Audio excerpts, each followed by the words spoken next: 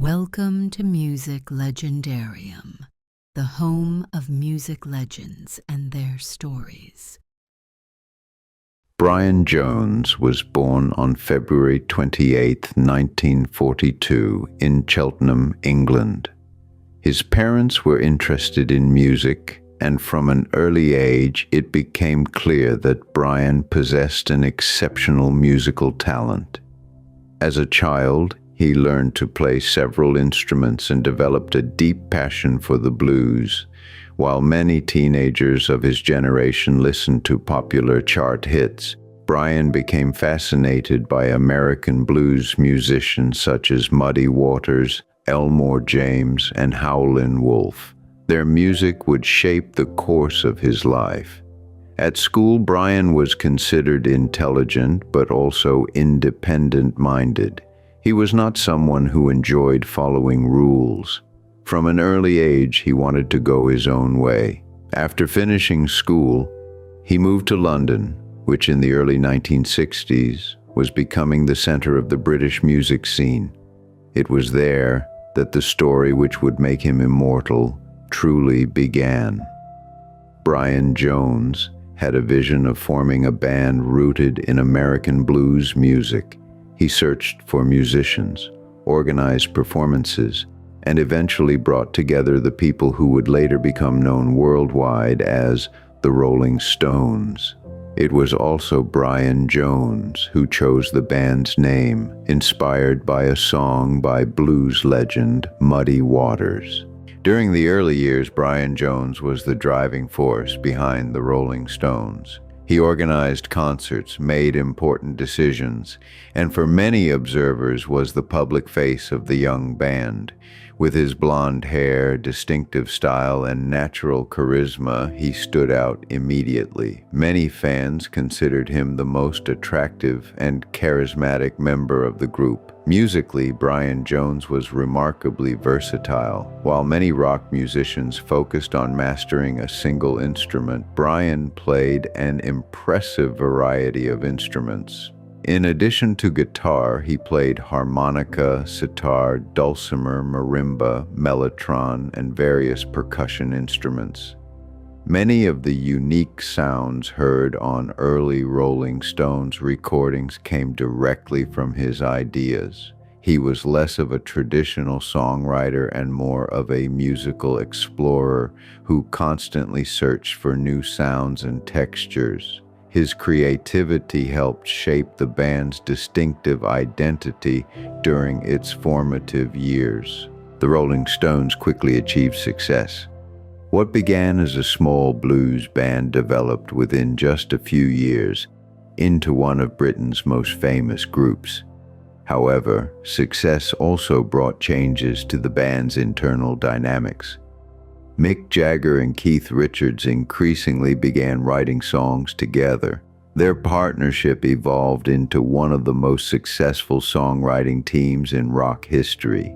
Songs such as Satisfaction, Paint It Black, and Jumpin' Jack Flash transformed the Rolling Stones into international superstars. As this happened, creative leadership gradually shifted within the band.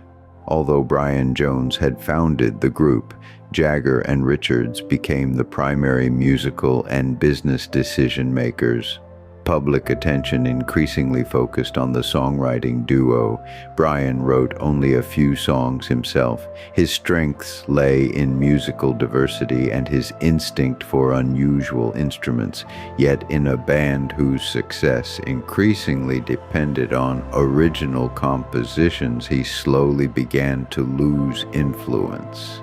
By the late 1960s, the situation had become increasingly difficult. The band was at the height of its success, but Brian Jones's relationship with the other members continued to deteriorate. His role within the Rolling Stones became smaller and smaller. While Jagger and Richards determined the band's direction, the founder was gradually pushed to the sidelines.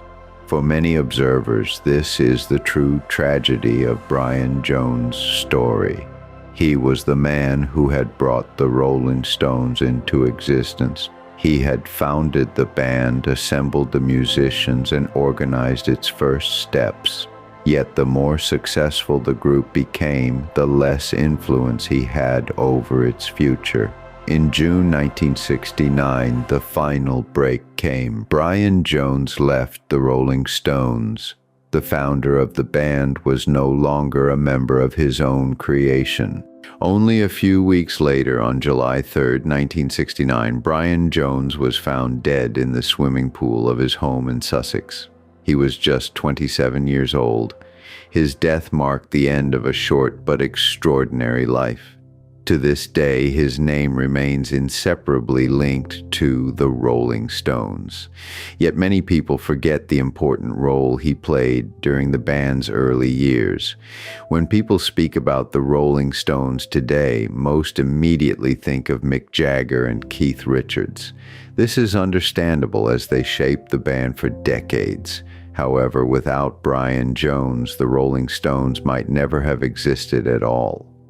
Brian Jones did not leave behind a vast catalog of songs as a composer. His legacy lies elsewhere. It lies in the creation of a band that became one of the most successful and long-lasting groups in music history. His story is therefore more than the story of a musician. It is the story of a founder, a man who had an idea, brought it to life, and then witnessed how his own creation changed over time. More than half a century after his death, Brian Jones remains one of the most fascinating figures in rock history, not because of myths or speculation, but because of the facts of his life. He founded the Rolling Stones and, in doing so, helped write music history. Despite all the tensions, Brian Jones remained part of the Rolling Stones story until the very end. His last official contribution to a Rolling Stones release was on the single Honky Tonk Women. The recording sessions took place in early 1969, at a time when his role within the group had already been greatly reduced. His contribution was smaller than on earlier recordings, but he was still involved in the sessions. Only 2 days after Brian Jones's death, on July 5, 1969, hundreds of thousands of people gathered in London's Hyde Park for a free Rolling Stones concert. The event had originally been planned as an introduction of the band's new guitarist, Mick Taylor.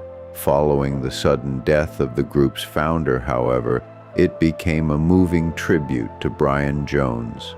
At the beginning of the concert, Mick Jagger stepped before the crowd and read excerpts from Percy Bysshe Shelley's poem Adonis. Thousands of white butterflies were then released into the sky as a symbol of farewell. For many fans, it remains one of the most emotional moments in rock history. The Hyde Park concert marked the end of one chapter and the beginning of another for the Rolling Stones.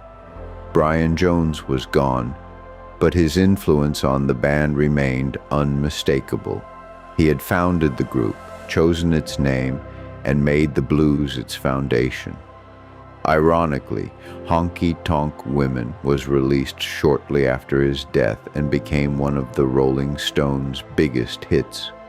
Brian Jones was no longer a member of the band, but his name remained forever connected to its creation and early success. Many music historians agree that without his vision, ambition, and passion for the blues, the Rolling Stones would never have become the band the world knows today.